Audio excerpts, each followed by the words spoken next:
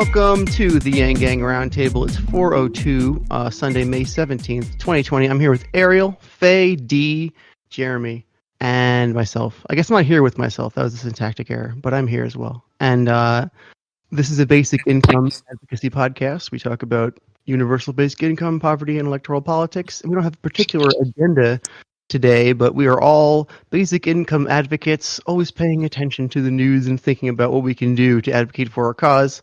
So I'm going to open up the discussion. I think Faye has something she would like to begin with. Yeah, so I was just briefly mentioning that I was on a different podcast that had someone who was running for San Diego mayor and in San Diego City Heights City Council, a different guy who ran for that. And it was an interesting discussion between them because the guy who actually ran for mayor had gone with me to help me get a, pretty much into a women's shelter. I had randomly met him through the Gang. It's complicated to explain that. Anyway, so he went with me and he spent 2 hours in this building trying to find me housing. And what ended up happening was this building was a shut down skydiving place that was registered as a office building, and it didn't even have enough bathrooms. Anyway, so he has been really deep into understanding the requirements for buildings and city planning, and I could be saying that wrong. Anyway, turns out he stumbled upon a embezzlement scheme related to this building where it got foreclosed and at like 3.5 million, and they resold it at 7 million under the false pretense that it was an office building. They didn't have anyone who the inspection, they didn't get an inspection or something, like something seemed forged. Anyway, it got onto public record and it was accepted, and this building, pretty much somebody got a good payload out of it. And so he started investigating some of the buildings that exist, and the HUD fund that paid for the building, like pretty much that's who's getting scammed, which they need that for, people trying to find housing and stuff. So, because of me needing to find somewhere for me to put my head when I was like at my lowest point, we might be able to clean up San Diego a little, but he's the one doing the work. But that was pretty cool. Well, that's great. Thank you. Zach and Moto have both joined us while you were speaking, so say hello, fellas, if you would. Hey, Zach. Hope everyone's doing well. Yeah, we're getting by. And Moto, are you on the mic? I am. Oh, great. Wonderful. Well, welcome to the show, guys. Yeah, sorry, I was a little bit late. I actually just, it was a last minute thing, but I just had Dan Larson on my channel, and we just wrapped up a few minutes ago. How'd that go? Yeah, very, very well. Great guy. We had a pretty interesting conversation, I think, and I should have it posted tomorrow. That's great. I just started planning with Dan, because I keep saying we need this, so I'm trying to make it happen. I'm planning with Dan a Saturday, May 30th, 3 to 5 on video session where I'm not sure, it can go one of two ways. Either it'll be a brainstorming session where we figure out tactically how we can inspire other Republicans to run for Congress on a UBI platform, or we simply make it a direct call to action for any Republican-leaning people who might be listening, who might be willing and able to run on a basic income platform for Congress. So one of those. I'm not sure which one we'll go to, but you should certainly be there for that, Zach, being one of our most conservative-leaning speakers here. Yeah, I like to. That sounds really interesting. Definitely something important to talk about, and it's not something we really went into at all, so it would still be fresh. Yeah, and I think I haven't heard much spoken about it, so whatever we say will be fresh. I'm excited about it, so I'm glad that you plan to attend. So what did you guys get into on your show? We covered a lot of the basics. We talked about universal basic income. We talked about the coronavirus a bit. Talked about guns a little bit. We talked about let's see, ask them a few questions about what's unique about any unique issues that Montanans have. The U.S. role abroad, Obamagate. How do we end polarization? I just asked a whole series of questions, and we didn't spend too much time on any one topic, but it was just about an hour long, and I wanted to wrap up in an hour so I could get here without being too late, I've avoided learning what Obamagate is or is supposed to be. Like, the words go together to suggest it's like a thing that's gonna just distract me from my focus of basic income, so I try to not pay attention to it. But if anyone would like to describe now that we're on the show, because this subject has been broached, what the fuck is Obamagate? Anybody? He basically called Trump a child in his commencement address. Who cares? Indirectly. Trump is a child, and Obama is also shitty. Who cares? Right. Why is this news? It's not. Fuck it. Oh, that's not Obamagate. I mean, all right. So what's your take on it, Zach? So, well, first of all, Dan pretty much said the same thing you said. It's kind of a distraction, Yeah, I can tell without looking into it. It's a distraction. Yeah, go on. Yeah. That's the trick. So basically, the claim is that the origin of the Russia investigation into the Trump campaign, and specifically the arresting of Michael Flynn, was all based on shaky grounds. In other words, the reason why they were questioning Michael Flynn was that he was having these conversations with Russia, but the whole reason why they were looking into him to begin with, I think, was based off some kind of conspiracy that like Trump was in Russia and he like stayed in a hotel room with hookers and whatnot, and like they kind of defiled the bed that Obama slept in, right? That was debunked, and so I fully don't understand it, but essentially the argument was they were looking into Michael Flynn without really having a proper warrant to do so. So he shouldn't have been arrested, and the whole Russia scandal really should have never began because the FBI really didn't have solid grounds to be investigating. Again, that's the case. I don't necessarily back that case at all. I don't fully understand it, so what does that have to do with Obama? Because Obama was in charge of the FBI. Yeah, he was still in office, and he basically gave the go-ahead to start looking into Flynn and looking into other Trump campaign officials based on this dossier that they knew at the time was false. Okay, well, I don't care. I don't give a shit about that. All right, that's cool. Who wants to talk about anything else? Anything else in the world? I would actually like to hear about who else has some podcasts and what kind of networking that has been going on in our own personal circles, because sounds like there's a lot of that going on. I would love to hear more. That's a very healthy mindset to have, Shael. If more people had that mindset. I try to be the change. I hope I inspire anyone listening to feel comfortable having my attitude. Right. I was always like that. I'm like, I was always saying like I live in the epicenter of celebrity BS in like LA, and every time a piece of celebrity news came out, I was like, I don't give a shit. And like when people want to talk about it, and then I said, what good is Obama coming to LA? Like every single time Obama comes to LA, first of all, we don't get to see him because it's a shit ton of money to get to go see him. Second of all, he creates a shit ton of traffic, and that's it. Like. Yeah. So anyway, so that's that. And I reached out to this guy, NPV, Joshua at the New Progressive Voice, and we had a nice little conversation about me kind of leaning conservative and being a former Trump supporter and switching over to Yang, and it was very substantive. So that's there. What was the nature of your former conservatism, and what vestiges of it remain, if any? No, just kind of like I was very mad kind of coming out of my education and the prospects for employment being so crappy, and I was pro-Israel, so like really really pro. But then Okay. yeah, I but then I kind of looked back and I said, it's not really worth it. I mean, like, it was really Yeah. fun.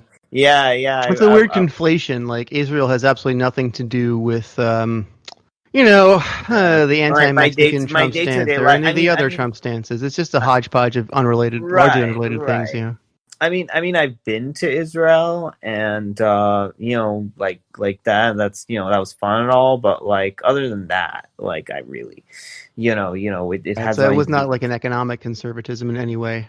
Right, right, yeah. Mhm. So, but then I was like, and then I really believe that like people should be earning money and not just be given money. But in the case of like all the crap that I saw like employers doing and how convoluted and ridiculous these job applications were, I was like, well, no wonder nobody's earning money. Like they want you to have like 3-4 years of experience to even think about hiring you, or maybe they want to make you do like a 1 to 2 year like internship. And then I'm like, well, no wonder people are struggling. And then I kind of said I can't have common sense and logic and keep all of these conservative values when I'm just seeing how rigged this jobs system actually is. I said it can't. I can't. you know So it was That kind of like actually shocks me. I had no idea that you were a Trump supporter at one point. at one point, yeah, because I was sick and tired of, Obama coming to LA and creating traffic. I was kind of like tired where he kept saying like hope and change, and I never really saw anything. He was just like thing, and I really like hope that the Democrats' ego would be turned down a notch. And I was sick and tired of the social issues and like educational issues always being talked about, but not the economic issues. And it seemed that Trump was finally talking about the economic issues. Like we have crappy jobs and he can get the better jobs. He can get us more money. So I really resonated with that.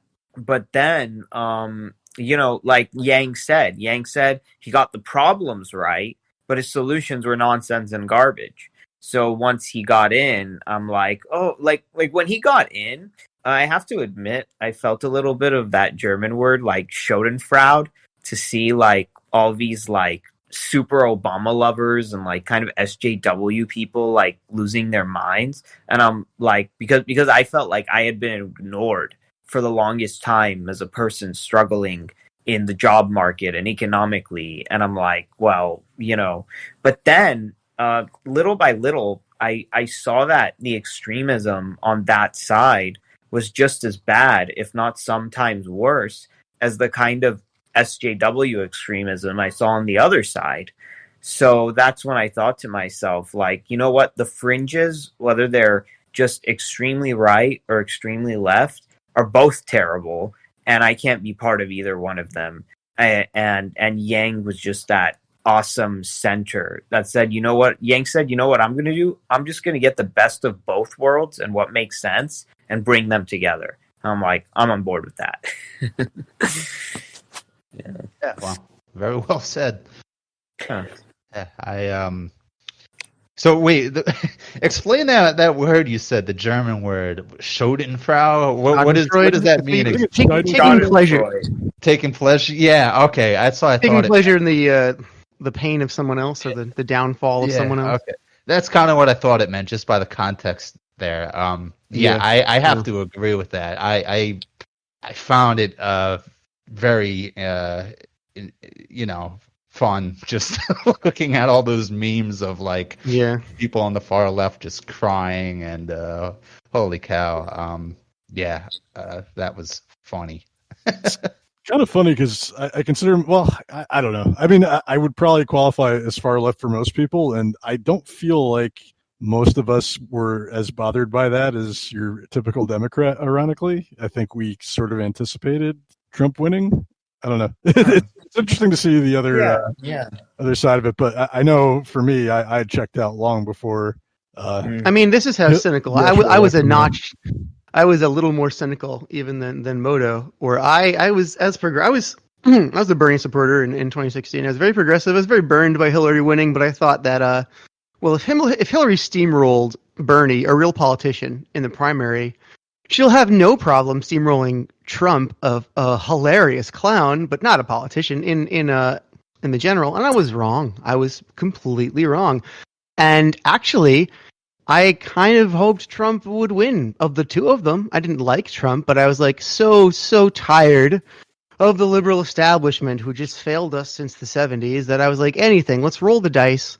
The devil I know is so onerous, I would like to try a chance on the one I don't. Turns out he's shitty also. I don't know which is worse or better. Who knows? But there's something I think Right. Charles Murray said, who I'm not particularly a fan of him in general, but he had a good take on Trump, and he said this kind of seems to back up some of what Ariel was saying, is that the right wingers don't even necessarily like or love Trump. He's just their murder weapon.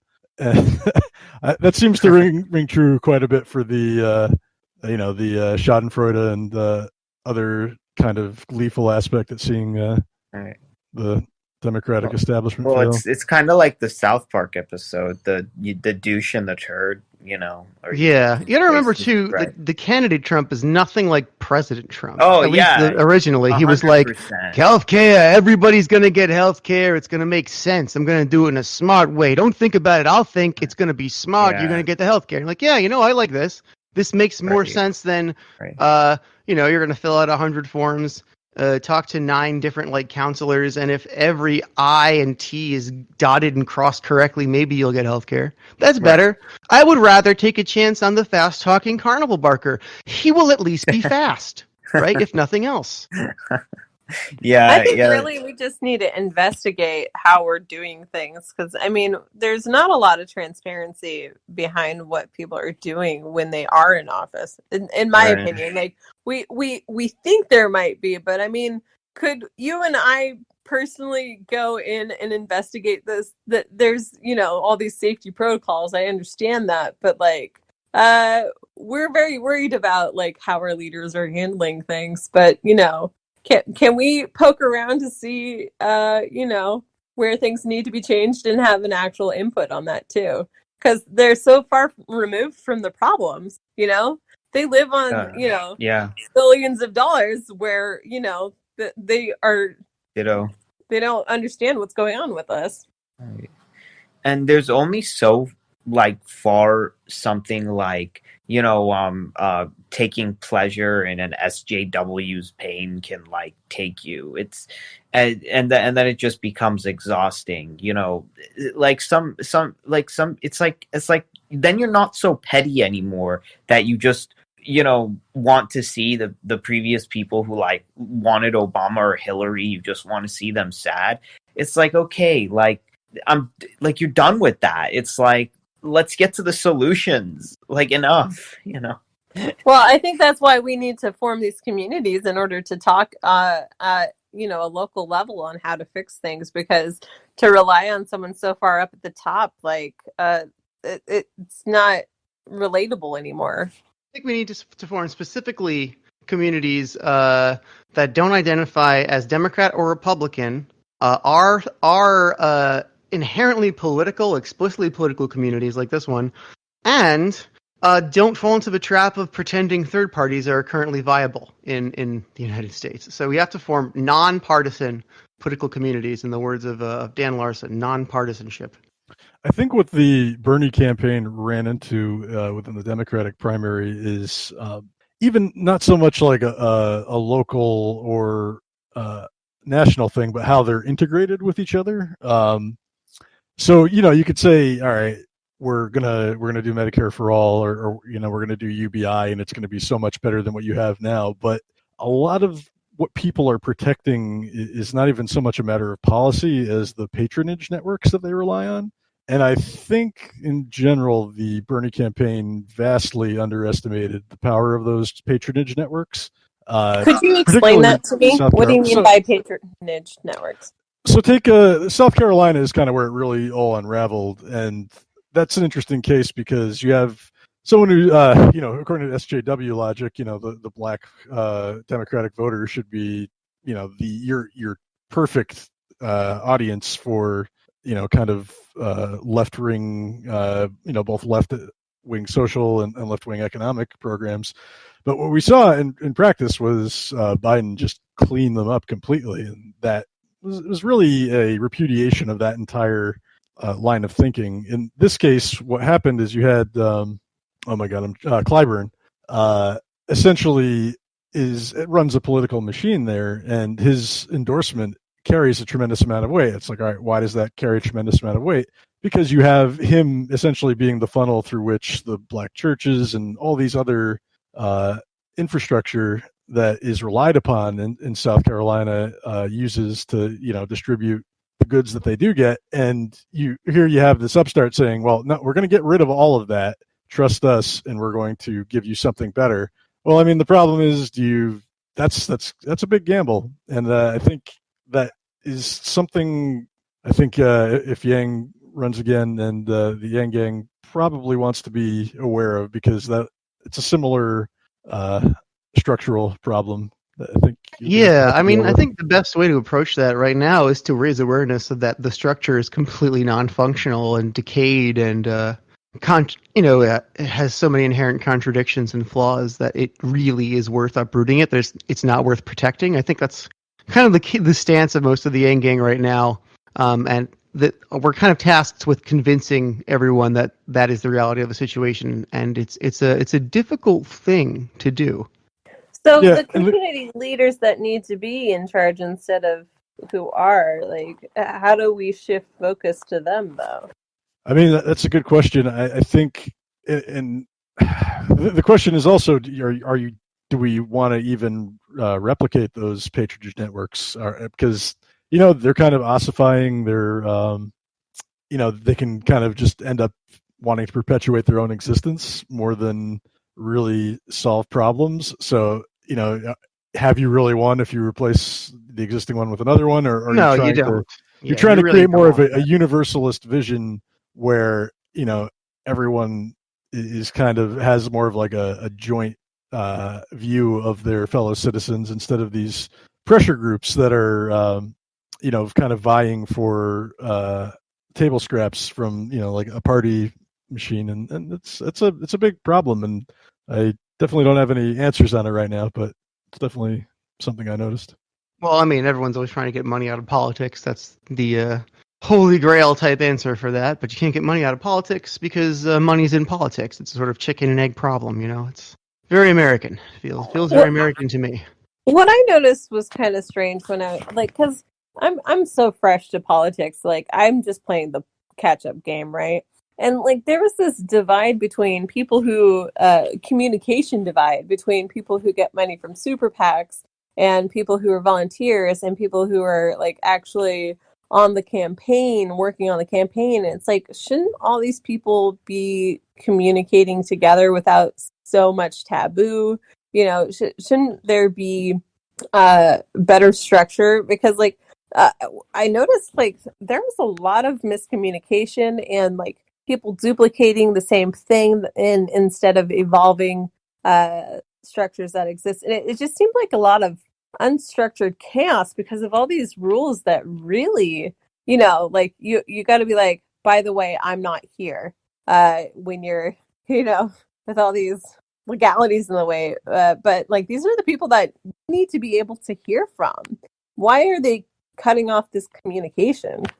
I think, funnily enough, with super PACs, and I'm definitely not an expert on this, but I think their whole kind of purpose for being is to kind of hide who's involved. You're bundling money from different people to use, usually for like a negative ad campaign, or you can't. The rules are I think you can't directly be a part of the campaign with the super PAC, but you can create ads on behalf of that candidate within reason.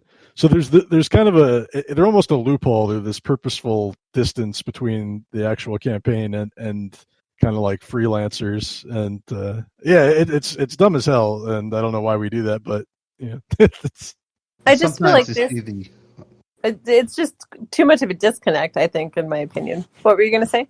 I was just going to say, sometimes you see the dirtiest commercials come out of the super PACs too, because the politician that they're on behalf of gets to say, "Hey, I didn't say that. I'm not associated with them." Uh, you know, they get to be like basically the attack dog that doesn't really have a real connection to the politician.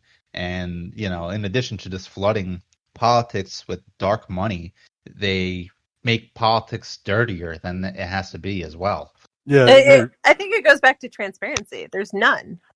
yeah, Zach, you're exactly right on that. They do produce the nastiest ads because the candidates have plausible deniability for them, and that's kind of their whole existence for a reason for their existence in a lot of ways. Yeah. So, what do you guys think? How do we get rid of them? Overturn? Like a lot of people say, overturn Citizens United. I don't know how you just overturn that though. Like I would think that it would need to be done by the legislator. The legislative branch, not. I don't think it's something that the Supreme Court could just overturn. I mean, I suppose it could, but you'd have to bring a case that kind of introduced a new dimension to it. I think for the Supreme Court too. It would be better to legislate it away, definitely. But yeah, there you go, Jeremy. If someone did take up that torch though and tried to do that, like, is that not a dangerous game? I mean, people with money have a lot of power that seems a little intimidating.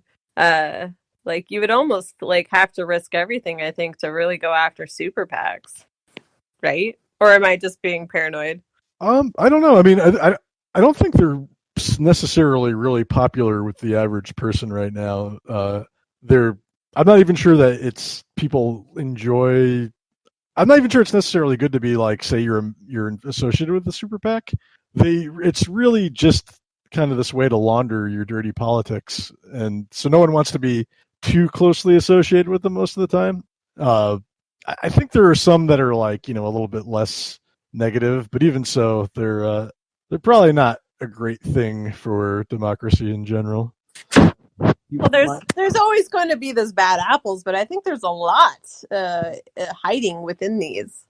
But I mean, there could be really beneficial ones and very impactful ones, and I'm not going to disregard the fact that those exist. But for everything else, like I think that the pain is outweighing the gain.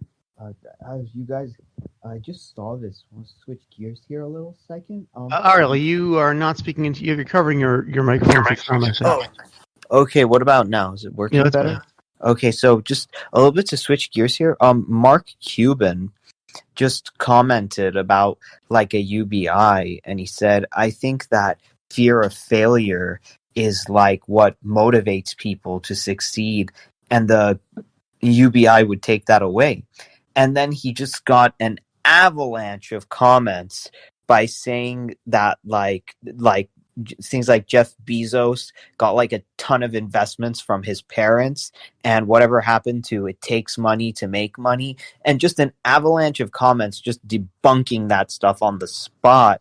But I think like the main reason why these people wouldn't want something like that, because he's about like Shark Tank wants people to come to them to pitch their ideas to them so they can fund them. But if anyone, it's entirely about power. Like right.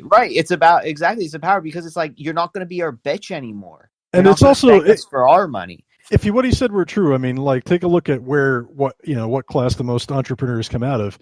It's not the most desperate people in society. I mean, they might try, but their ability to recover from a failure is very limited. So you fail once and then you're out. Well, you're out exactly. Whereas with a richer person, they can fall back on their trust fund or their families and or even incentives that they know how to get through their legal counsel. So here's my analogy for all of my gamer buddies. You remember like back in the day you'd play arcade games or video games that like they would have no save points, right? Like you do all this stuff, and if you were on the 10th level and you lost, you had to start all the way over from level 1. Now, fast forward to today's video games, that if you were on the 10th level and you lost, you'd start back at least like the 9th level. There'd be some checkpoint over there, so you wouldn't have to start all over the beginning with 0. So you're more likely to invest your time into a game that has some kind of save point or checkpoint, or you always remember to save your work when you're working on a Word document. So when you push save, that if a mistake happens, at least you have like a backup file, so you don't just lose everything. So UBI is like that backup file that just in case something happens, you don't start from scratch. And right. So what I'm hearing is UBI prevents rage quit. Yeah, pretty much. I mean, like if I'm gonna try, like, try this new activity and I get a bruise doing it, all right, fine, that hurt a bit. But like, if I lose like my left arm doing it, I mean, I'm probably not gonna want to try it again. That's essentially what we're talking about. The pain would create an aversion to trying again. But I mean, okay, so I have done a lot of research on trying to figure out like, how do I get a lot of money? And I joined all these like millionaire mindset kind of groups and stuff. And they say you have 10 ideas, only one's going to work, right? And so they're like preparing you to fail 9 times. But if you don't have any cushion and you have great ideas and you can only pitch one, I mean, that's 1 out of 10 ideas that might work. They expect 9 to fail. We don't have cushion. Yeah, how many people can really afford 9 business venture failures and not still have a roof over their head before they go? Even my broke. more fortunate friends who have like upper middle class indulging parents, even the handful of people I know like that, I don't think they could have 9 failures. I think like 3 tops, and then they're like, nah, get a real job, kiddo. Yeah, exactly. Even something like college, though, you know what I mean? You go to school and like you think that you want to be X, whatever X may be, and you take out $100,000 loan to get a really good education, and you come through, and then it turns out that, I don't know, maybe that job gets automated away. We are starting to automate away some white collar jobs, or B, maybe that you realize that you really just don't want to do that anymore. You're not good at it. You don't like it, but you still have $100,000 in debt. I mean, what the hell do you do then? And the thing is, they know that. That's why bankruptcy laws exist.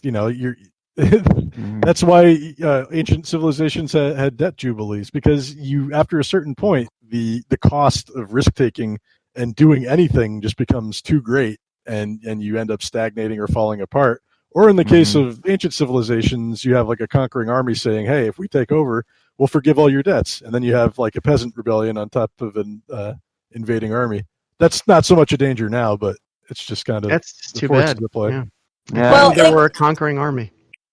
If failure is inevitable, we should realistically create structures that cushion that, right? Right.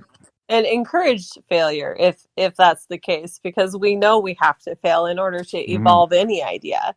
But so I was talking on a different podcast earlier about something similar to this, and there's inevitabilities, right? Like I have to pee, so I need a toilet somewhere, right?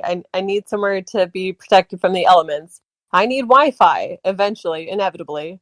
I need a cell phone inevitably, because that's education in my pocket.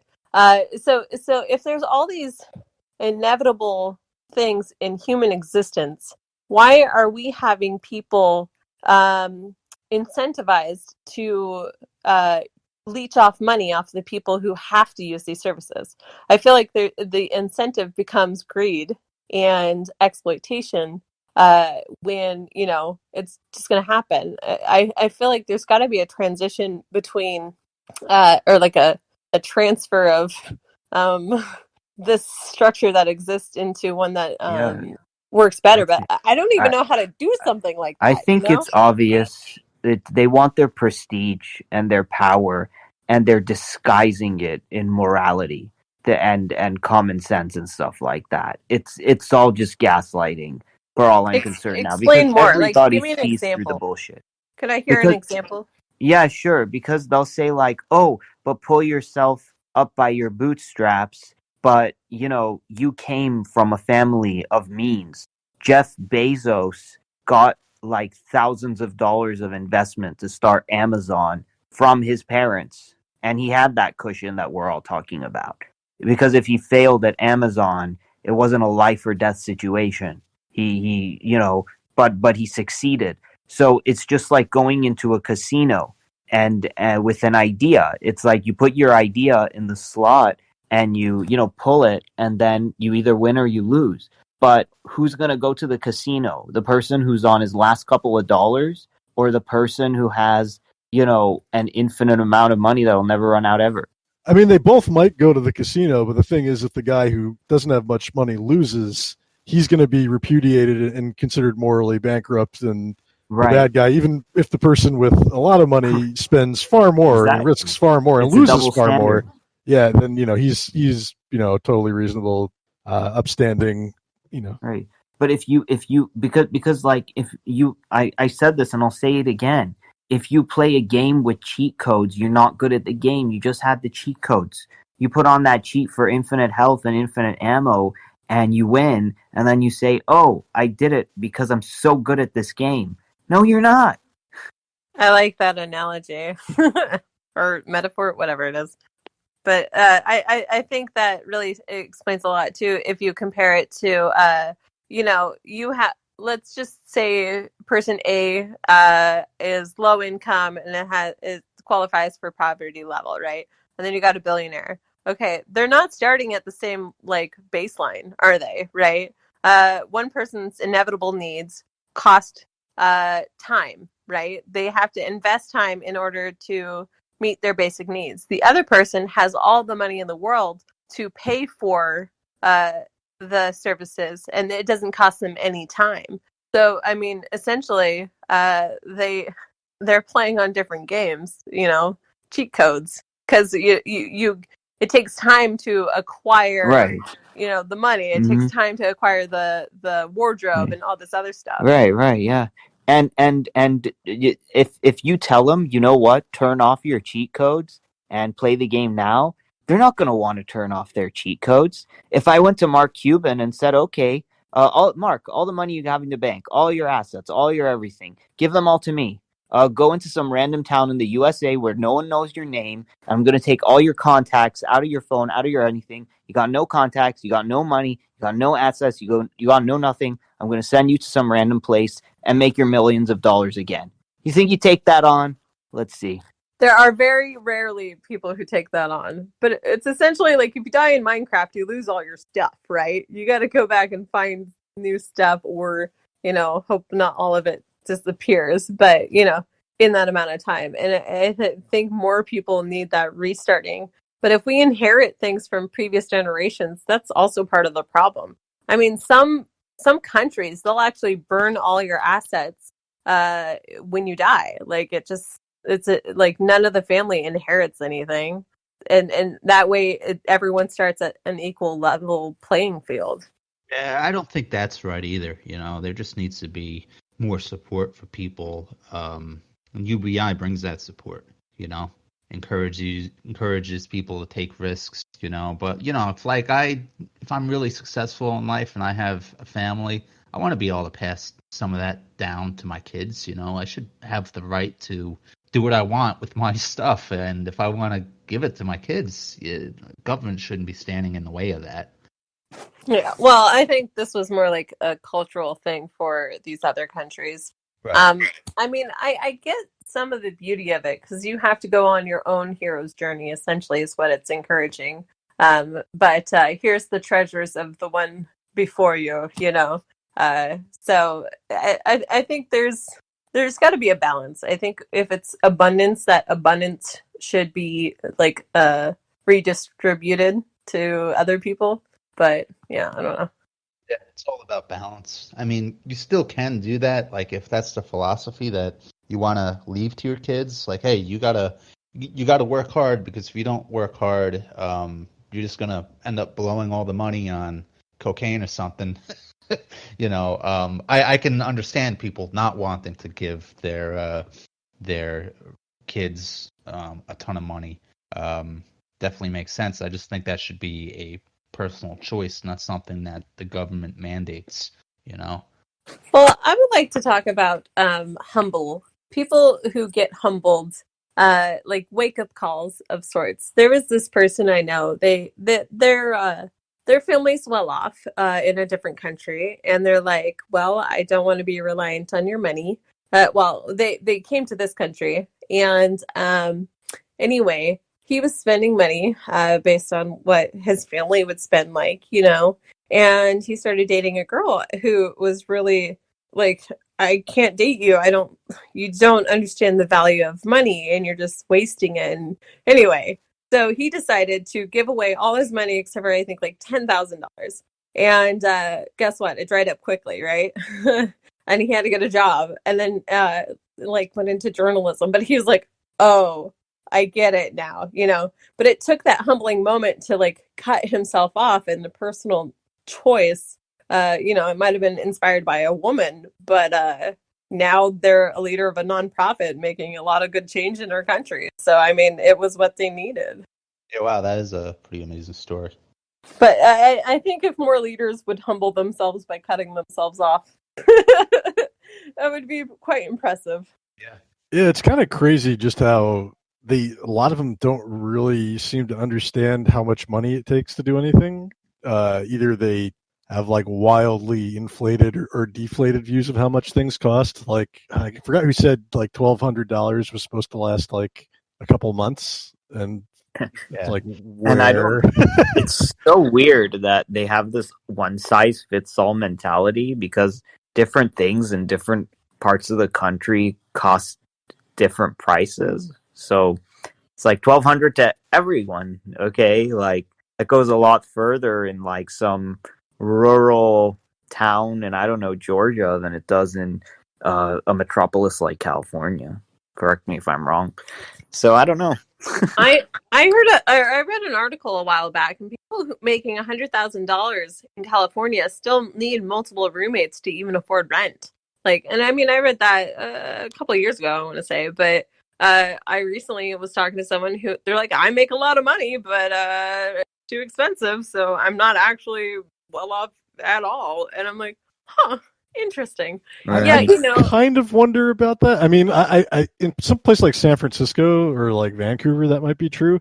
Like even in New York City, you should definitely be able to afford to live on $100K, but again, you might not live well, depending on what if you're going to try to be in Manhattan, maybe you can't live well on $100K. I don't know.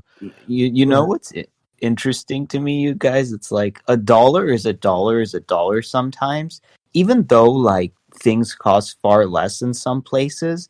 Even if you lived in like the richest zip code in the country, people still do get happy when they just get a $20 discount or a $20 bill.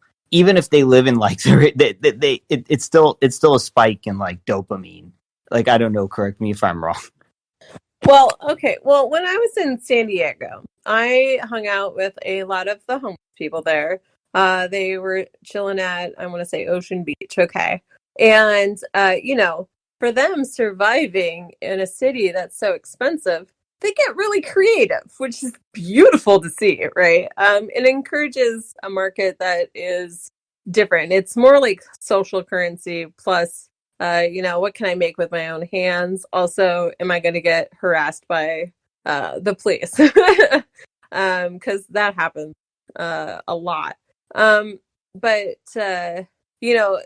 people who come from other parts of the country to go to San Diego to get back on their feet actually tend to struggle to find their own place because it's such a extremely expensive starting point, right? Like, oh, I have zero money and now I'm expected to pay, $1,000, $2,000, $3,000, whatever it be for a place. And if I want quality of any kind, you're going to pay upwards to probably $2,000 a month for rent, unless you live out of your car. I met lots of people living out of their car, and I mean, I saw that all over the country when I traveled.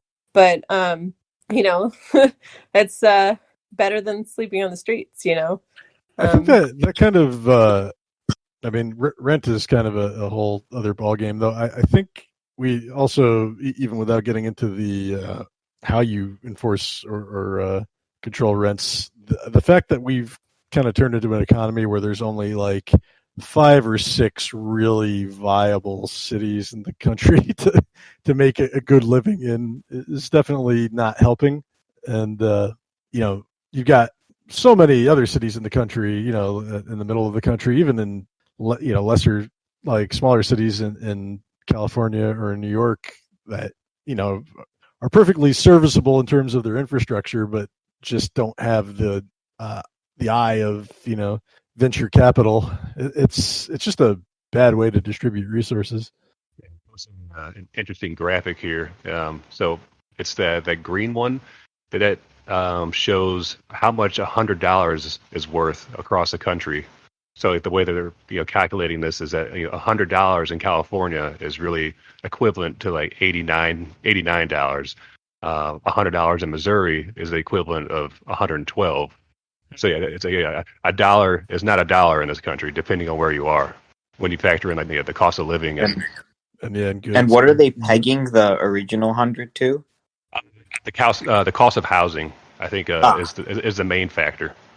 And then you gotta compare that to inflation from previous years, and compare the money's worth there, and that if you grew up in a richer neighborhood, that amount of money has become proportionally different in your mindset than a different part of the country at the same time, 20, 30, 40 years ago. Yeah, because like older generations, in their mind, it's the same amount. It's the same equivalency. They don't even see the difference. And then imagine like different parts of the country having like even more variancy. Ooh. Bit of a prediction here. I think the price of housing and property is going to decline a lot in California over the next 2 years, maybe, as a result of this virus thing and like all the lockdowns, as they say. It seems like people snapping. Yeah, I mean, like all these people are talking. Snap. I mean, I've heard what you're describing called the Thanos snap. Are you not familiar with that term? No, I'm not. Okay, yeah, just wondering if you were describing it in the same terms I've heard. But yeah, I've heard that principle described simply with those words. Yeah, I think that seems likely too. What were you saying, Moto? Oh, I think. Well, define the Thanos snap. I think not everyone comprehends how Zach, you're translating. Yeah. So, Zach, I'll let you go on in your own words. Sorry to cut you off. I don't know if it was exactly what I was saying. I'm just saying because of all the hardcore lockdowns that they're doing in a lot of areas in California. I know there's a number of people, high-profile people, talking about leaving, and if they're thinking about leaving and being vocal about it, I'm sure there's a lot of other people who are also talking about it or thinking about it. They just don't have the platforms to really express their thoughts on it. But people have already been leaving California the past few years now and moving to places like Texas and Nevada. So the trend's already been in place. If any, I just think this will accelerate that a bit, particularly if other areas begin opening up and they don't have a huge resurgence in the virus. And, if these other areas, the economies begin to really benefit and California gets hurt more from staying shut down, I think there's going to be a mass exodus from California. Yeah, I think what the Thanos snap is just the housing drop, a drop in the housing market based on a mass death event. So I think that will happen, and that could happen concurrently with the sort of viral flight to less populated areas that you were describing, Zach. I think those two things will combine to affect the housing market. So yes, so you were saying, Moto. Oh yeah, I was going to say I think that really will depend on the longer term outcomes from the virus. There's some mixed results in terms of the states that are reopening. If there's a big wave that comes through those states, then I think that'll probably kind of suppress people's enthusiasm for leaving. Although it also depends on what degree of work can be done remotely. If you don't need to be in a big city to do work, I think a lot of people are going to discover that, and they might see that they can have a higher standard of living in other places. I know a lot of people in a place like New York City, which has small apartments, that's the whole allure of New York City is that you're always out and doing cool stuff. And if you're stuck in like, a closet-sized room for 2 months, I think that'll pretty much kill your taste for that kind of living. But So I like what you said about the whole remote work. And like, I mean, let's be honest, people are definitely switching over to video conferencing calls. Businesses are recognizing which meetings could have been done from home, right? And like the more we automate more things away as well. I mean, the biggest reason people are in major cities as well is because that's where the money's at, right? And so if you can do it from home, then home can be anywhere. Home could be while you're traveling the U.S. if you're, really into it. But the other thing I think that's important to touch on is these major cities are still going to be a draw until other smaller communities across the whole U.S. vamp up their own communities. If they are in a new area, if they can't earn money, they're going to move back. Or if it's not appealing, they might move back. yeah, it would be a big reversal of the trends that kind of defined the last generation, where you had flight from rural and suburban areas back into the big cities, and I think that trend was already starting to peter out, just because so many of those cities just became too expensive for even well-paid professionals to continue to live in. On the other hand, though, some of the population decline might make those cities more viable again for a lot of people. So I don't know. It's going to be a weird couple of years. Traffic has a lot to do with it too, I think. In major cities like Portland, Oregon, and in California, there's a lot of major cities. The traffic was getting so unbearable for a lot of people. And during quarantine, these roads became clear and you weren't stuck in stopped traffic anymore. And I think people felt that, and that the lack of people and like easier transport. So honestly, I think traffic will play a big role in it. I think a lot of companies are just going to begin to say, hey, you know what if we have another resurgence of this virus or another virus in the near future? We need to transition to a stay-at-home, permanent stay-at-home work environment. The companies that can do this, of course.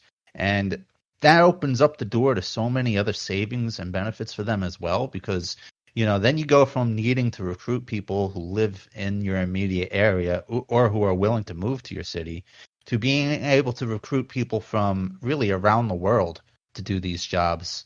And so you get a larger supply of applicants for whatever job, but also things like the pressure to provide like paid family leave and stuff won't be as strong, unfortunately, for the worker, because if you're working from home already, you could kind of take care of your kid and work at the same time. At least that may be part of the mindset that a lot of companies are going to have, I think. There's just going to be so many other savings. And, they don't have to have that expensive office in Times Square anymore or downtown or whatever, They can relocate their main office elsewhere or not even have a really essential office. I think we're going the savings are all around, right? Yeah. I like the idea of a different incentive. Yeah, the savings for a company are huge. I actually work for a company that's entirely remote. They're technically based in Los Angeles, but we're all over the country. And I know he's been able to outcompete some of our competitors simply by not having that overhead expense, and it's pretty huge. The thing is, I think a lot of companies, again, you have that sort of control factor, and they're not comfortable with not having their eye on their employee all the time. And there's technology that you're reading about that can sort of give them a sense of what you're doing, but it seems like it's going to ultimately be more trouble than it's worth. It's going to create a lot of false positives, or employees can find their way around it if they really want to defraud their boss, I guess. It's just I don't know that we have the cultural attitude towards work that'll make it easy, but these are new times. Yeah, this is the conversation that we should be having here. I would say, okay, so part of my conversation with the guy who was running for mayor, he's very concerned about people needing to still work. And I think the thing he doesn't quite realize, because he thinks, people get lazy, and maybe even dependent on this money and not focus on the greater good of the community. Sure, that's fine. That's possible, right? Um, but even All the evidence indicates the opposite, but I suppose it is possible. Go on. yeah, no, I don't exactly agree with his. Anyway, it doesn't matter. So the fact that we have to work for somebody else's dream in order to pay for money in order to have our own dream, it's almost like we are forced into jobs that might not even be in alignment with our value system, right? Maybe we think, is this part of an atom bomb that I'm building and I didn't even know it, like, or Yeah. am I actually working on my own small business and I have money to fund that, and I could work on this, or I can help a friend work on their projects, where I don't have to worry about where the money's coming from as long as like it's in alignment with my values as a job. I think people will still work. It's part of human nature. It's just our attention will be in a more personal level. Right. Because our values are never even given any thought when we're in school. When in school do they talk to you about what are your values and what are your aspirations? It's just like, just do all this, study all this and memorize all this thing and do all this busy work, and a job is a job is a job. Just go get one. Bullshit. Well, I think it would give the opportunity to learn gardening or to learn cooking or to learn how to repair clothes because you're in your home, you're surrounded by things and projects that you would probably like to work on. Little improvement here. Maybe I can learn how to fix a floor or, house repairs. We don't learn how to live in our own environment if we are completely detached from it and working for somebody else because like we're not moving our own momentum, we are moving someone else's, and I think it's kind of disheartening for a lot of people.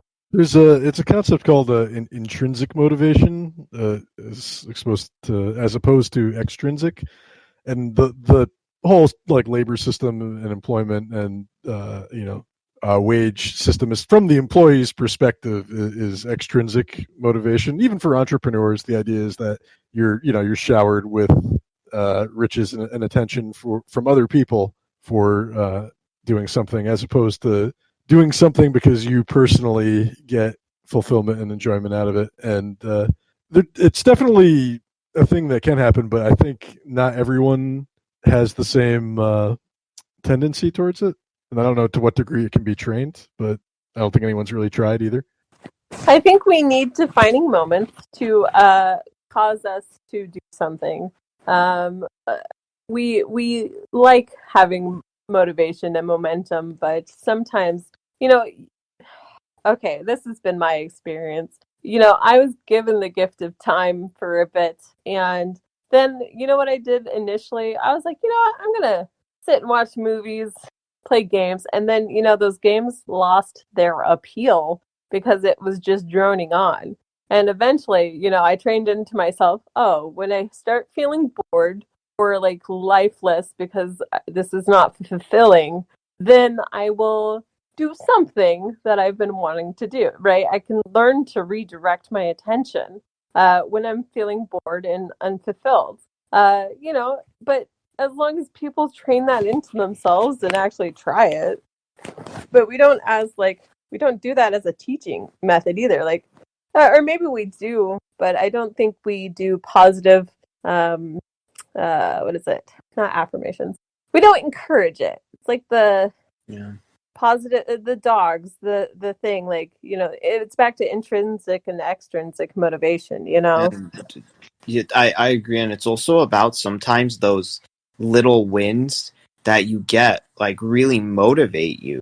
But the thing is that sometimes when you're first starting on something, you're not going to see those little wins. Like, especially even this podcast, like we're not going to see those little wins until sometimes months, sometimes years down the line, we see those little wins. And then sometimes not seeing those little wins for a long time can really, really demotivate you. But then getting that monthly check can act as a motivator when you're not seeing those little wins. Because I know, like, when the stimulus happened and the and the boosted unemployment, I said, well, for all of those times that I didn't see those little wins, it's like this came. So this made it worth it, you know? So I've seen the stimulus check spent in a extreme variety of ways because I'm nosy and I ask people if they got it, one, and then I ask, well, actually, then they say what they do with it, right? It's just the next step that happens. So we'll go with my grandma who got allowances from grandpa every month, and now she has a whole stimulus check, and she's like, I don't know what to do with it. My grandma's such a sweetheart. I'm assuming she's probably just going to give away most of it and maybe buy a few things that bring her joy, right? Maybe some crafting stuff. All right, let's move on. I found someone else who they used the money to, they donated 100 of it to someone who just got out of a domestic violence thing. And they also bought some little, pop dolls and some other stuff, but furniture. They bought furniture, right? That's what they're using it for. Other people, they're using it on just things to, like, they've been wanting, they've been craving. I have a friend who she is needing to find her own apartment. So she's saving it up for a deposit on a new place, right? And but if she gets more, she wants to buy like a heated motorcycle seat. Okay, that's something she wouldn't have bought, but she's been craving, right? And so it's like this, like, almost delayed gratification. There's almost a planning that's happening, budgeting for these bigger ticket items with some people. Let's see. Other people who don't need it, they're like, this money has no meaning to me. I pretty much gave it all away. Like, and it didn't matter as much. It wasn't as impactful for their lives. But, like, people are spending it how they need to. Right. And a lot of businesses, it's like that creates a buying signal. Maybe there are some people out there who want to donate to, the Yankang Roundtable Patreon, but they don't have the money to do it. Well, it doesn't exist here. We don't have Patreon, but go on. Right. Yeah. Or even if it did, something, it's a public service. This podcast is a public service. Maybe someday we'll make money in some way, but not today. And go on. Right. Go on.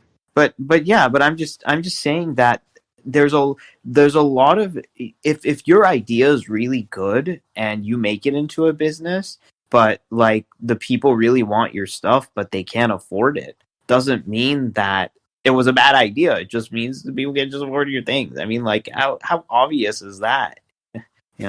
Moreover, just because something doesn't make money doesn't mean it's not good or needed or a good idea or valuable. Right. Look like just the USPS, like, after what Trump said. Yeah. Well, the thing is, the USPS used to be totally solvent, and we just hacked it apart. Some legislation designed to destroy it, and now that's just coming to fruition. But like, it does. This podcast is validated whether it makes any money ever or not. It's already been a success, in my opinion. We're bridging communication gaps. We are changing people's minds. We're educating people. We're advocating for basic income. And I know we've already made some difference. So it's not about the money. It's never been about the money. And we've got to start creating a culture where we judge things in a way that isn't just about the money. Well, people use money as validation, right? Like, oh, you must be doing a good job, and here's this money to validate that. But, like, if you're not getting money for this amazing job, it's like, well, that's a little frustrating. I mean, everyone else is doing really selfish things with their money, and greedy things with their money that they're getting from other people. But this thing really, actually, this is really important. That needs to be done. And I guess, I guess I'll do it for no money because it needs to be done, right? And, like, but it could be shamed. Like, you get shamed for not making money, right? Like, oh, you should be getting a job. You should be taking care of your needs. Put the oxygen mask on. And part of our job here is to change culture so that does not happen. And when people try that shit, they just get looked at like with a perplexing look, like, what the fuck is with you? How do you have this weird bias? Get out of here. And then they'll feel bad and they won't do it anymore. So we got to be the change, one by one, person by person. Make it happen. Don't let that bias stand. Make people who try it on you feel outcast. It's just not acceptable. I mainly notice it from older generations. You know what? If you make them feel that way, it's especially shocking because they feel they deserve respect no matter what they say. So if they say something so onerous that you must make them feel bad, then you have to do it, even if they're 100 years old. Some of them don't want to own their ownerousness. Function of Facebook right now is just talking shit on boomers. That's at least how I spend most of my time on Facebook, is talking shit on boomers. I honestly think the older generation has specific input that is very beneficial for future generations to learn from that actually hasn't been taught. And the way they have presented it is a little more aggressive and not encouraging. And I'm not trying to blanket statement it, but the quote boomer generation is, like the okay boomer thing. If you think about it, they that's how they were taught that, and it's ingrained in their brain, and their neurons are pretty solid. And you have to start treating them like they're abnormal, like you are the normal one. That's what they might respond to, because they're just sensing what's normal. Be like, what? Where did you get that? Like, no. When's the last time you checked anything? And they go, I gotta go. I can't with you. You're not worth my time. You have to take high status, make them question themselves. I mean, I like that. And okay, so I live a life that's not mainstream, socially acceptable in a lot of capacities. I'm like anti-society as much as like possible. We'll just start with having multiple partners. Okay. By society standard, it's like, whoa, you're weird. Okay. Well, you read books on how to be in open relationships, and they're like, just act like it's normal. Just act like this is acceptable. Don't act like you're ashamed or like, exactly. And if you act like that, eventually people will take your cues, be like, oh, I guess it is normal. And they'll start acting like that because that's what a lot of people just respond to that. That's what they look for.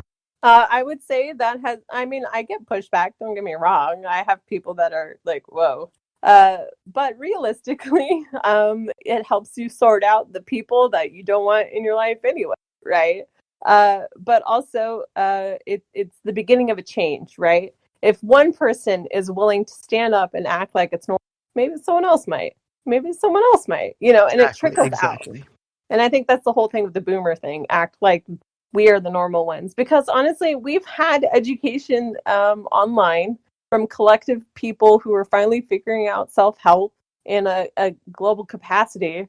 And I think in a lot of ways, we have more opportunities to handle this in a healthier way than any generation prior. Because education is available to our fingertips, Yeah. Everyone got quiet. I had a point that I actually wanted to make before, but we went away from the topic a little bit. Sure. So if you don't mind if I bring it back to something for a second.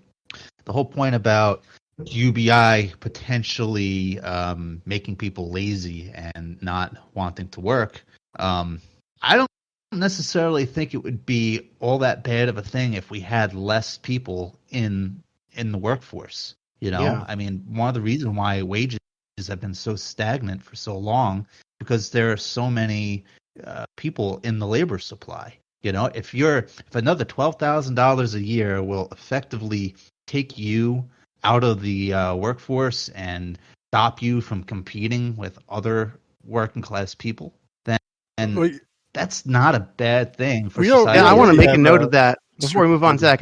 I want to just make a note of that, and I want you to bring that up as a potential strategic, talking point when we talk about how to, convert Republicans to a pro-UBI stance and how to inspire Republicans to run on a pro-UBI platform. Because that's a wonderfully Republican argument for basic income. You take people out of the workforce, and those talented, hardworking, exceptional Americans who are in the workforce still remaining will be much more rewarded. That's how the market works. That's brilliant, Zach. You please bring that up on the 30th. We'll yeah. do. So are you done? Are you done, Zach? I didn't mean to cut you off. Moto will get to you whenever we're next. All right. So yeah, please go on Moto then. Great. Oh no, I was just saying we already have surplus labor in this country, and a lot of it winds up in the prison system. So even just getting that out of the prison system, and allowing people to participate in whatever capacity that they they can, even would be huge. And we wouldn't have this kind of extreme cutthroat approach to who winners and losers. Man, I met someone. Well, I didn't meet them. I know a good friend of mine who ended up in the prison system recently, and he's like, I felt like a slave. I mean, they don't get paid anything, and they're doing hard work, and like, some people being put in the prison system are actually just there because of an angry girlfriend or boyfriend. I know several people who have had some crazy claims against them, and they got punished for it. And they're still paying thousands of dollars for someone else's lie. Oh, yeah, that's all right. We need criminal justice reform is like a whole. Oh, well, the criminalization of poverty is how it dovetails into basic income. But of course, criminal justice reform. We need. Yang had. Who remembers exactly what Yang's criminal justice reform plan was like? Does anyone remember the details? I actually am kind of drawing a blank. Yeah, I'll pull it up here. Just 1 second. Yeah. I know myself. I prefer, the ye old-fashioned Scandinavian, and by ye old-fashioned I mean, current day, a Scandinavian-style, non-punitive, actual reformative prison system. Define what that looks like. I would like village. So prisons look kind of like campuses or villages.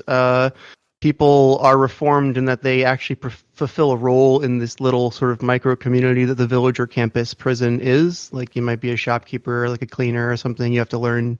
You have some responsibility for the community, and you learn to be a person, I guess. With the hopefully, and they have the lowest rate of recidivism in the world.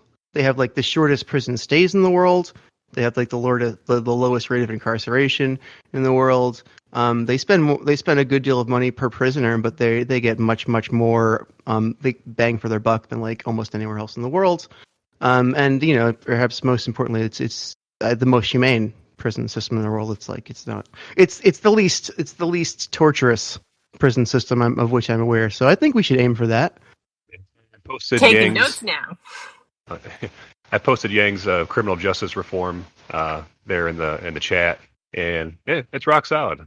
Work to end the use of private prison facilities for federal inmates, shift drug policy away from punishment and towards treatment, invest money to fund innovative prison programs that decrease recidivism and increase reintegration, invest money to support businesses that hire felons who have served their prison term, push to reconsider harsh felony laws that prevent those who have served their prison term from reintegrating into society, identifying non-violent drug offenders for probation and potentially early release, implement universal basic income, which would dramatically decrease incentives for criminality and improve the functioning of individuals and communities.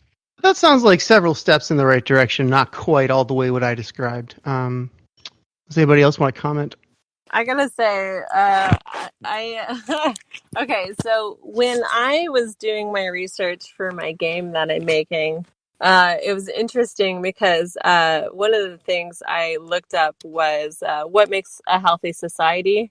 And fun fact, both Andrew Yang and Scott Santens had already liked that page, and I was like, oh, good. They found what a healthy society is for like a baseline. I thought that was beautiful, and it really reflects into his policies in a capacity I had never I felt it when I was reading them, but I really confirmed it when I found a source they probably used. And I don't know. I feel like they are very mindful about what's necessary in order for people to meet these psychological and physical needs that we have. And the prison reform he was talking about, I think really does hit on a lot of those points. It's just to actually, we need just proposals made on how to switch over to them. But these project proposals at a level that everyday citizens can access and or contribute to. What do you guys think about? You think that prisoners should receive UBI as well? You cut You, out. you You cut out said what? there. Cut out? Yeah, I think I am. Everyone's cutting out for me too, so I think I'm having a connection issue here again, like normal. But if you can hear me now, what do you guys think about prisoners receiving UBI? Yeah. Why would they not? I think it's their it's not constitutional, but I think it's their legal right. I don't think they should be excluded. Why not? It would give them a nest egg built in when they get out to use. It might give them something if they need amenities while they're in there to Also, buy with if they can. Why not? prison Or take has care of their like a- family, to give to their family while they're in there. All kinds of valid community and society helping things that would happen. Also, prison kind of has a nasty history of being used as like a workaround for positive changes in the country. Essentially now it can be used to kind of skirt labor costs. You can apply prison labor to things. Looks like slavery light, and you don't want to That was continue Kamala that. Harris. Yeah, you don't want to continue that by saying, well, we can get people off the UBI rolls by putting them in prison. It's kind of becomes a perverse incentive. I'll tell you what we definitely don't want to do. We don't want to provide a situation where there is a perverse incentive for the UBI of a prisoner to be temporarily inherited to a family member, a spouse. That just creates all kinds of murder she-wrote situations. So Yeah. I wanted to bring up. I dated someone who had been in the prison system, and when they got out, it was really difficult because of the social stigmatism attached to people who go to prison, especially for certain reasons. Their community had dissipated, right? They all the resources were essentially stripped from them. They became homeless. They lucked out and had someone help them, and the church really helps people too. But finding a job was really difficult as well, because you got to check the box that you went in. And people are very discriminatory against people out of the prison system. And so first you have like a bunch of hate from people who might not have let go of their grudges. You might even have vengeful people trying to take your money. Maybe you're back child support because, you weren't able to earn an income while you were in there to pay towards it. And so now you have an ex that's coming at you for child support. And it really puts you in such a position that encourages you to go back to whatever methods of earning money you were, whether it be stealing from somebody else or whatever crime that you're comfortable committing, it actually incentivizes you to go back into it because like you've been shunned from the world and excommunicated. You can't just pick up and leave either. You're stuck in that area because of like all the laws of what like you can't leave your probationary and so you're stuck in a community that doesn't even like you. I think you just hit up on something that's really, really important. I don't see how our institutions can be stupid enough, and this happens with poverty and criminalization, to put people in this state of limbo, to put people in this state of like, okay, we're not going to give you any options, and with the no options that we give you, don't choose anything bad. This is why it's so ridiculous. It's like, to get a job, well, you need experience, but we're not going to give you this first one. And it's so easy to break this limbo by just giving somebody a chance, by just giving somebody like some seeds to do something with. And yet, like, we spend all this time making people like study hard and thinking about all these scientific advancements, but these people that are put in this state of limbo, it's like we don't even, it's like people don't even care. It's just so ignorant and sick and stupid that we're not looking at this. So Jeremy just put in the chat that Yang's actual policy is that he would not give the freedom dividend to prisoners while they were incarcerated, and his justification was to cover the costs involved with their incarceration, essentially. He didn't say to cover the cost, but he says because of the cost involved with incarceration. Andrew's position so far is that inmates won't receive the freedom dividend when incarcerated but once they are released, they can. So I think that's an understandable triangulation. I think people who just look at on paper all of Andrew's policies don't have all of us to make the case for UBI for incarcerated prisoners to them. So they're going to go, a lot of them go, oh, well, this person did something bad. I don't want to be paying them while they're paying off their debt to society. That seems backwards. So if you have that stance and you haven't considered any of the things we brought up, that's understandable. You would go where Andrew originally triangulated. So that's how I'm going to chalk that up myself. Well, you say that. I think if we actually adopted the Scandinavian model combined with the UBI, I actually think that would be a better incentive. Oh yeah, Instead well, of of course. You're preaching to the choir for sure for me, but yeah, sorry, go on.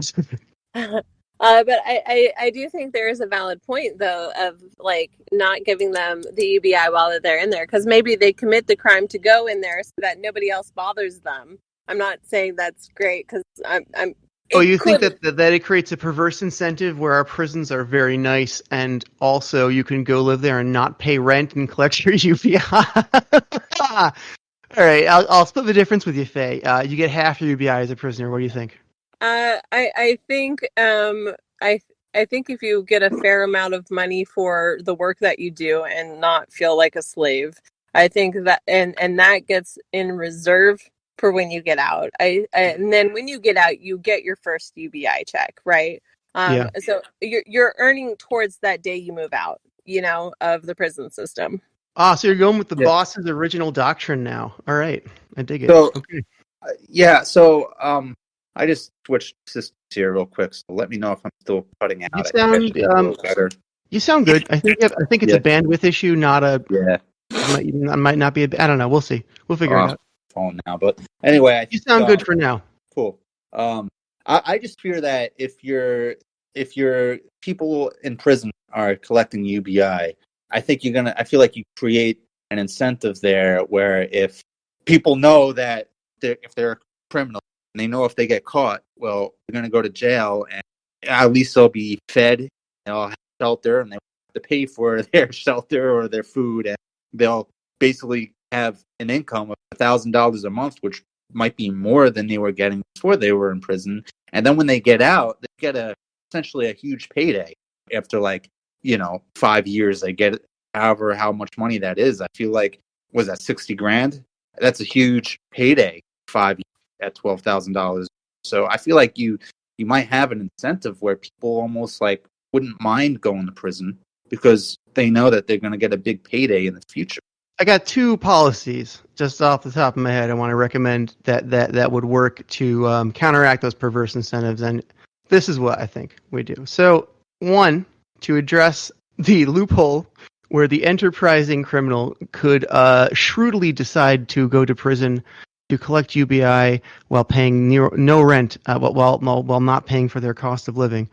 How about this? In prison, you continue to receive your UBI. However, the average cost of living for, I guess, where you were living before is deducted from your UBI. And also, I'm not sure if this would be the state, local, or federal thing, but I'd encourage the creation of essentially dormitories that if you are a person or perhaps even a family without a home and you can't afford rent somewhere, you can go to a government dormitory, and you can, if you want, pay a market controlled affordable rate, which would be just a fraction of your UBI, maybe 20%, to live there, and it would be just pretty Spartan, but it would be secure and dignified. I think there's nothing wrong with the government creating the opportunity for people to live like that if they want. And that gets rid of that incentive. Yeah. To be honest with you, I don't even think that the government is necessary there. I think if we had a UBI, I think there would be private. I think there will be some entrepreneurs out there who might say, "Hey, the homeless now have an income stream. Why don't I build cheap shelter for people, and they can live there and for a part of that income stream?" I don't necessarily know if the government needed space. Maybe. I mean, maybe private. Yeah, maybe private companies could handle that. Maybe. Or Why not both?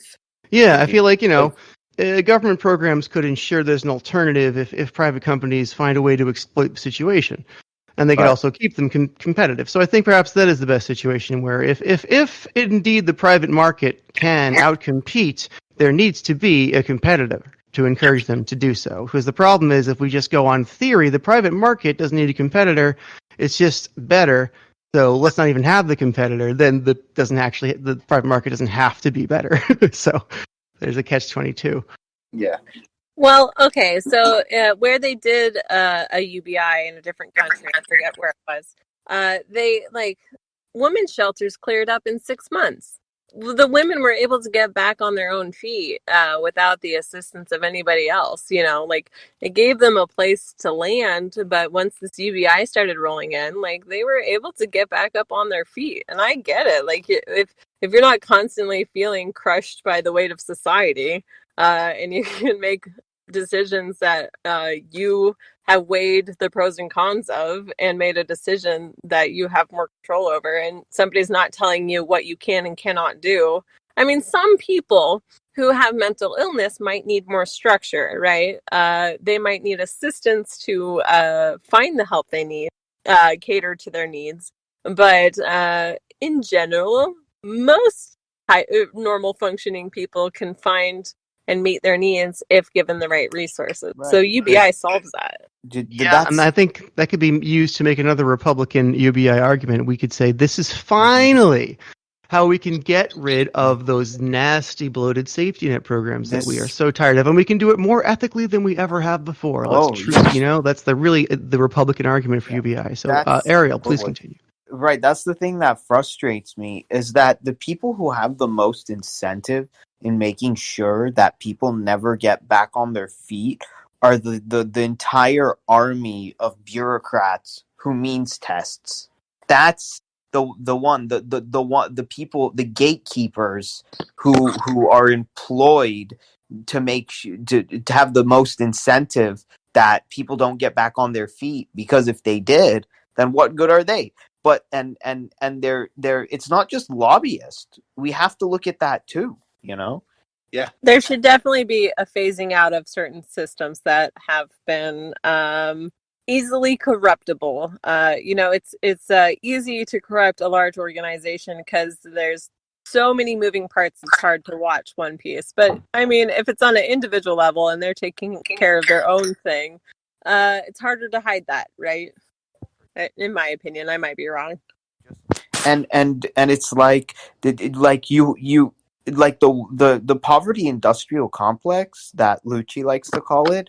They have built-in customers. And a lot of those customers don't want to be customers, but they have to, and that is like tyranny. It's this tyranny, Can you explain that further? I don't quite see that. And you're talking about what Ariel, you got to come back and say this again on the 30th, 3 to 5, because this is another Republican pro UBI argument. Right, Please continue. So the thing, okay, so Faye, what I mean is this. I mean that if without a UBI and all this means tested stuff, let's say you finally find your dream job, but it's a very low position at that dream job, but you want to work your way up. But then you say that, if I take this job, I'm going to lose, the money that I've been getting to pay for, my food and my rent. And then that thought's going through your head. And then you say, but then with the money that I get for the job, I only have the money to pay for my rent, but not for my electric bill, or not for most of the groceries I have. So I think I'll just stay safe and keep with these welfare programs. Well, a UBI would get rid of that perverse incentive, and that's what I mean by the tyranny of this system. It's like when you want to get, they make you take 2 steps back before you can take 1 step forward. It's disgusting. If a Republican would explain it like you just did, they could win. They could win the poor person vote. They could win so many Democrats over. It would be a game changer. It would really be a system shock. And I really want to see it happen. Yeah. It also encourages people to work off the books too, and that just hurts our ability to collect any income tax fund the government. It's a great point too. So, like, see, I feel like I'm able to do the work that I'm doing that I think is collectively the most in alignment with my values. Paired with, I'm working to get money into everybody else's pocket. This is my passion. This is my drive, right? But do I earn money right now? No. And so I had to shift my life to live as minimally as possible in order to achieve the goals and dreams and aspirations that I have for my life, which is a large vision. And so I also had to create techniques to learn how to manifest money that is different than mainstream, right? I have people who are willing to support my dreams by periodically throwing me some money when I, need gas money or whatever, because they see the work that I'm doing and they see that I'm not getting paid for it. So but I don't ask for much, right? And I only ask when I really need it.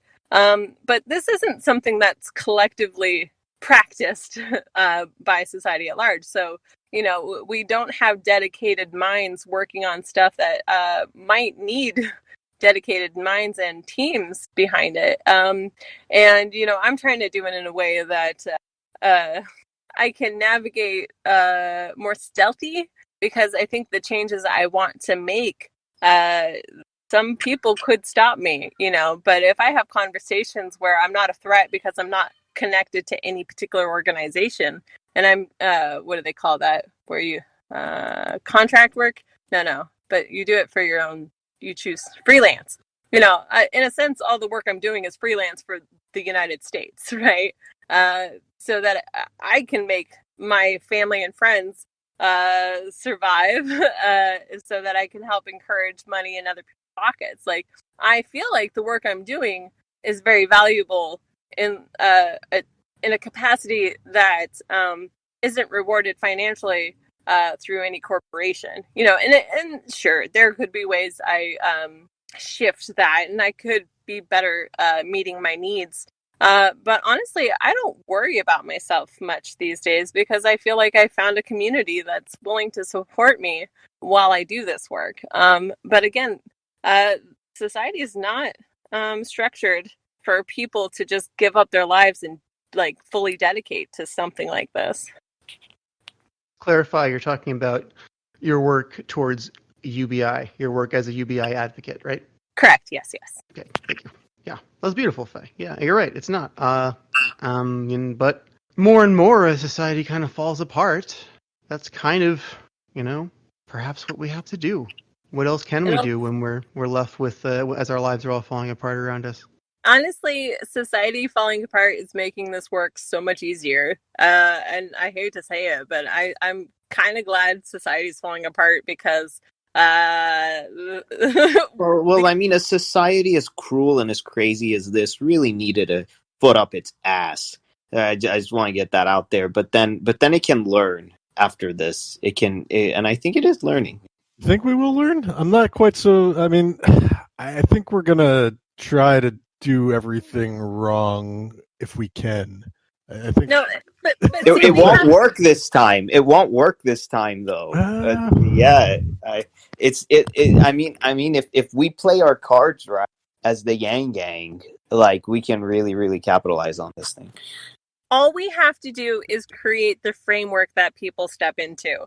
So it's just living your life without, you're the weird one. Remember that conversation? And what I'm doing is normal, and we should be adopting this as normal. It's the same with society. Here's our framework. This is normal. Look, everyone against UBI said to ask them if they ripped up their stimulus check. So you must have thrown your stimulus check in the trash, right? It would have created inflation. So you didn't cash it. You didn't put it in your bank. You would have created inflation, right? Well, actually, no, that's different. I did put it in a. Oh, okay, so what are you talking about? Yeah. Well, honestly, the stimulus check has helped encourage some of my most resistant friends from UBI or to UBI. Like, one of my friends, she was hardcore against it, and she had 1 million points against it, right? And then now her concern is dependency on it. And I was like, all right, well, just pretend it's only for 6 months. Okay, let's just imagine we successfully got 6 months of stimulus. You would plan with that money, wouldn't you? You would save with that money. You would have Just like, urgency. yeah. I got a good point on that dependency thing. Right now, shutdown, people are discovering that you can't really be dependent on your job either. You know, I mean, nobody wants to be That is a dependent on the great government. point. That's a great point. But Yeah, why should we want to be dependent on the corporations? They're not more reliable than the government. right. In fact, they're often less reliable. And if we have BI, we have two sources of income. And, in reality, more income streams somebody has, the more flexible they're going to be, more resilient. You know, UBI is additional income stream, but it's only $12,000 a year. That'll not enough to live on. But job where we got to shut down the government months work be a huge help.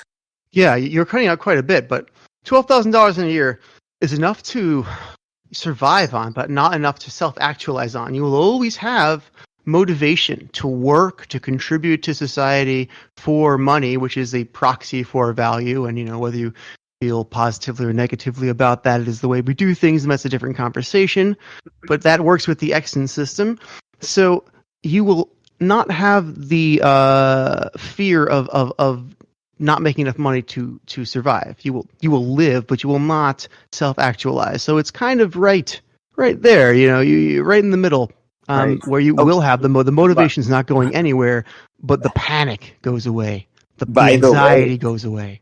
I got It's some just good a win-win. Yeah. if we could make the UBI $1,200 a month because they gave us 1,200 stimulus instead of 1,000, we'd have 14,400 a year.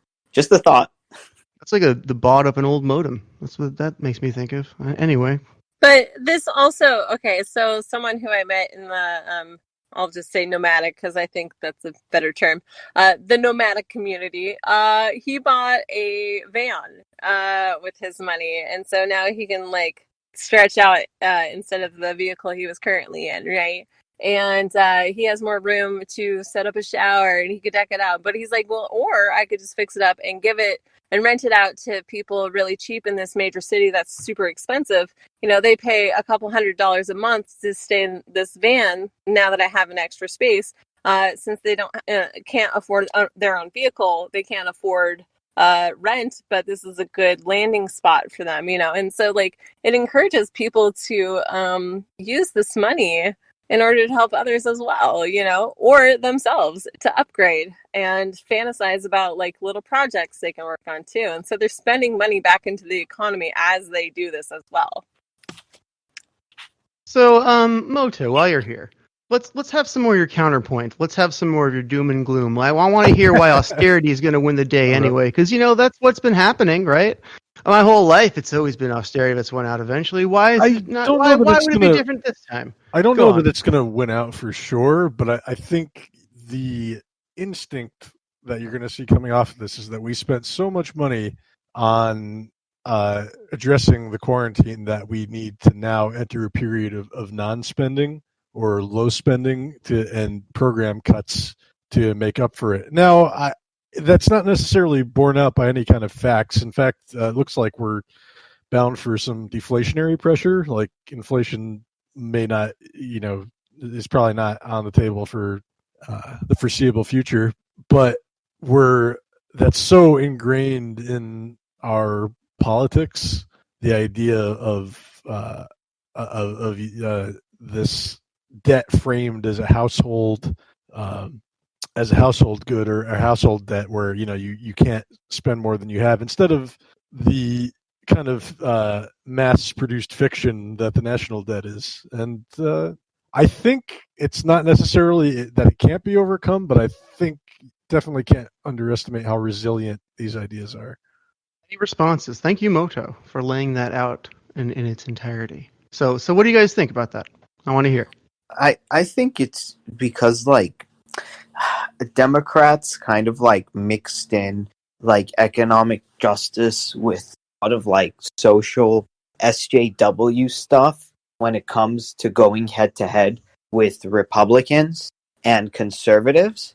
But now that we've gotten so much more, because we always get that stereotype, like, oh, well, facts don't care about your feelings. Well, guess what? We have all the facts, we have all the data, we have all the math. And now austerity, if you want that, you're going by your feelings and you're not going by facts. So we can finally turn their arguments on its head, you know? I'm a little bit older, so I guess I'm a little more cynical about this. But it actually used to be the other way around. The facts we're like what it was. Reality has a distinct liberal bias. Used to be the saying before you got to more of the current like social maximalism that you have now. So I don't think that alone will do it, because I think the truth is every side is irrational and has their kind of preferred explanations for the world. I think, well, I'm praying that there are really more moderates on both sides that there are in the extremist fringes. The extremist fringes have been the loudest, but it's time for the moderates to like raise their voice really, really loud.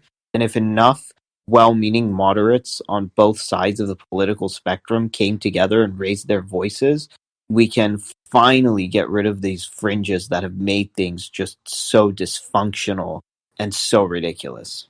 See, I guess there's. I don't think it's necessarily a matter of moderate versus extreme, or even I don't even know how you go about defining those these days. I mean, is the wanting to stick to a neoliberal system during a pandemic could technically be called extreme? That's a function of wanting your ideology to rule, to even when it's clearly not working, versus but these are generally the people that have been considered moderates for a few decades.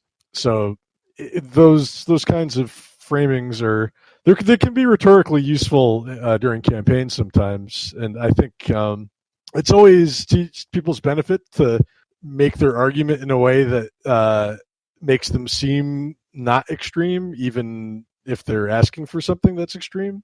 I don't know if that makes any sense. Yeah, totally. You want what to you're saying. It makes demonize sense, your opponent, you know? Yeah. Like when you hear extreme, I think like terrorism, kind of, you know what I mean? And like, basically saying that your opponent is trying to radically, and, there's a chance for a disaster. Yeah, it's usually used in like a very negative way.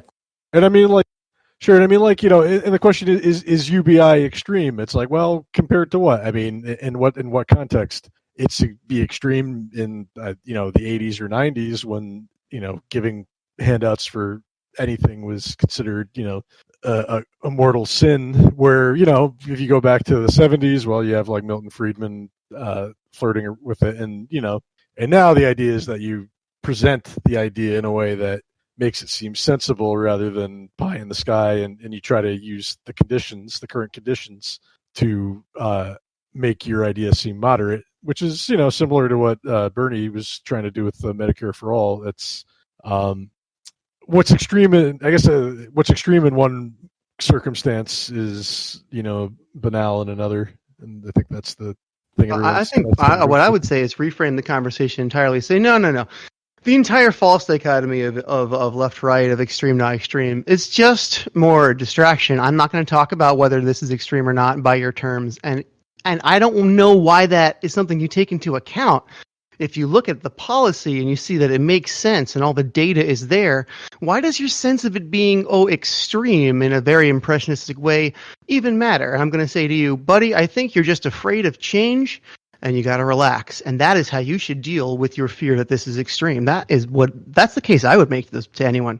So, in a previous conversation I had with somebody else, they were talking about how someone, millionaire, billionaire, I'm not sure what, they're like coming to terms with the need for a UBI, and they were like, you know what? I think we kind of need this so that like more extreme measures don't happen. I think like revolting is technically a possibility, but in the way they presented it, it sounded like the person was like, we got to keep them happy, otherwise things are gonna go chaotic. Let's keep them at bay. But really, I mean, that's kind of the approach that I heard. But I mean, realistically, if you're stressed over money, your IQ drops, right? And then maybe you're fighting with your spouse over money because, you know, they spent money where you couldn't afford it, blah, blah. So now you have tension between relationships and drama, right?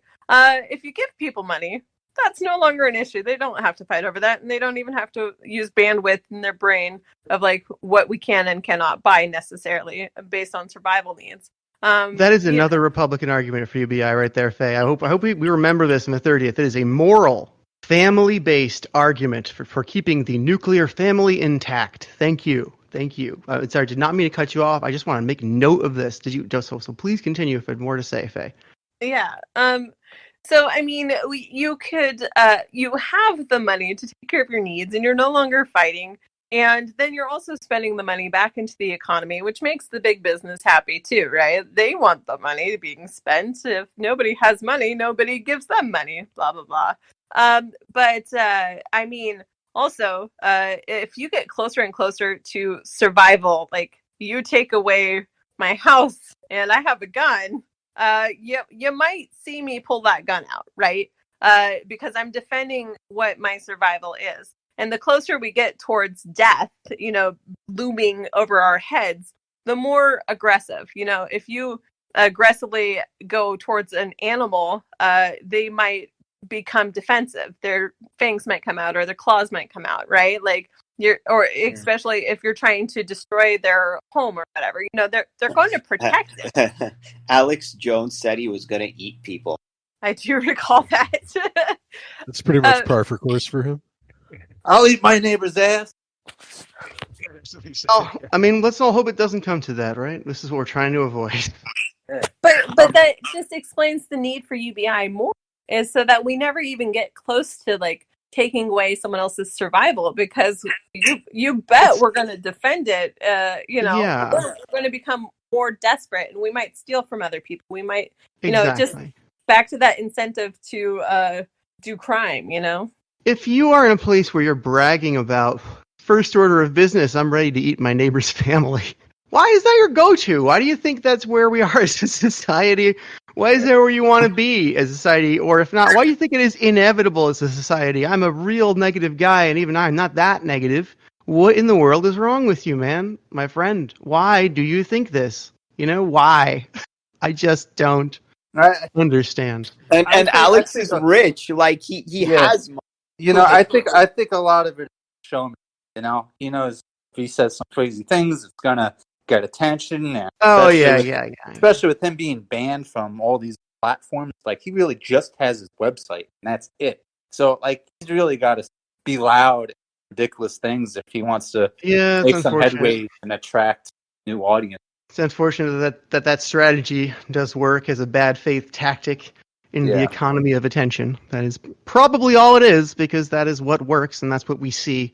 Not a lot of good faith stuff actually reaches our eyes. So it goes back to the perverse incentives. The more the more struggle we have, the more and more incentives get perverse. Let's have noble incentives and stop the perverse incentives, for the love of God. Exactly. That's what we're trying to do every time we do this podcast. We're trying to tell people that. And it's back to the distraction thing too, you know, like, oh, this is where we need to put our attention on, is like, you know. And that's why we just do this over and over again. We just bring it back to the unifying policy of basic income. And once we get that, we can work on all these other things that you want to distract us with. Right. It's just more easier to look at that stuff and just look at it as satire. And then the people made a song about it, and it was really funny. Yeah. Hey, on the family values, to add another thing to your list, Shael. If we have UBIs, there'll be a lot less abortion. Oh yeah, for sure. We got to talk about that. Absolutely, for sure. We got to talk about that. Like Jesus said, "Love thy neighbor as thyself," not "eat thy neighbor as thyself." Yeah. That is not the thing that was said by that person. If you, fellow Christian, are starving, eat your neighbor to show him. So, we were talking about like back how everything can really go back to the UBI. I mean, a lot of my research that I've done, just I feel like almost all of the problems in our country could be solved if we had a UBI. And like every time I do more research, I feel like it comes back to that. And so any topic can, including the abortion thing. I mean, some people are like, what, you're going to raise this kid alone with no money and you dropped out of school? Statistically, if you're pregnant as a teenager, you will drop out of school, and more likely that your child will also drop out of school and get pregnant early too, because that's what mom did. At least statistics have said this. And, but imagine if you had a floor where you didn't have to struggle, because that's the big thing is there's such a struggle. You can have community help you raise this child, and maybe more people have more free time because they're getting paid and not working as much, and they can watch your kids while you're going to school. But Yeah.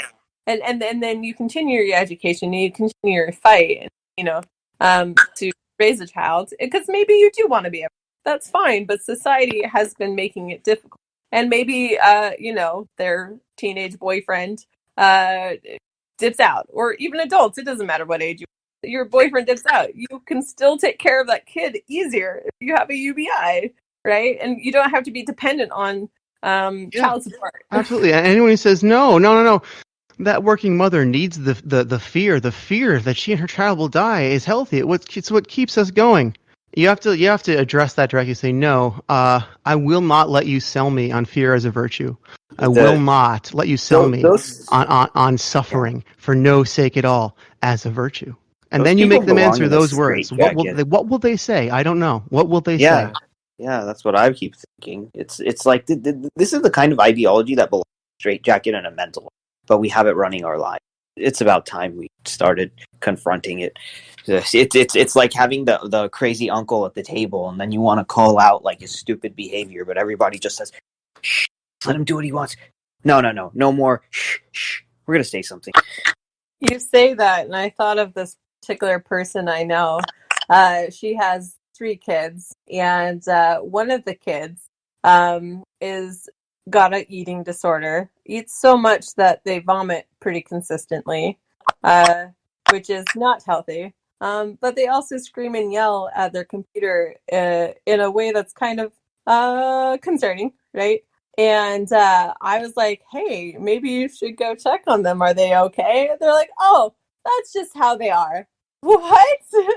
Okay, maybe you should take your child to the hospital and maybe have a nutritionist, but also maybe they're emotionally distraught and that's why they're overeating. Right. So maybe address their mental health issues so that they stop screaming at other people and causing other people potential trauma because they're being attacked. Well, that's Uncle Sam. He needs to, go to the mental hospital and get a little bit of help back and not be such a deadbeat. But to explain it away as if like that's just okay, like no, maybe you should raise your bar of what's acceptable, because what's the trickle out effect? If someone gets yelled at, they might yell at someone else, right? That was the Yang campaign. Raise our bar of what's acceptable. That'll be a great 2024 slogan. I like it. Raise the bar. Raise the bar. Secure the bag. Bar none. Rise above. Floor. Raise the floor. Raise the bar. And rise above we are at time. So how's everybody doing? Should we wrap it up here? Yeah, I'm good. I liked it. Yeah, we should wrap it up. Great. So let's all say goodbye. Give our Twitter handles. Ariel, you first. Okay, my name is Ariel. You can find me at Ariels_Armada. That's ARIELS_ARMADA. And I just put out a video on revolutionary thinking on YouTube. Thank you, Ariel. Faye D. Hello. My name is Faye. My Twitter handle is Tisdoney, TISDONEY. Thank you, Faye. Jeremy. Follow me on Twitter at JeremySammons1, and that is JeremySammons and the number 1. Thank you, Jeremy, and our guest Moto. You can find me at MOTO_MOTES at twitter.com. Thank you, Moto, and Zach. Thanks, everybody. Find me on Twitter at Zach ZACH_Sacker SR. Also on YouTube at The Liberal Conservative Report. In case you did not hear all of that, because that got a little bit choppy, it's at ZACHSACHER on Twitter. And my Twitter is at SHAELRILEY. Thank you for spending some time and listening to us. Keep fighting the good fight, and I hope you will listen to us again soon. Stay safe out there. Take care of yourself and take care of everybody you can. Bye.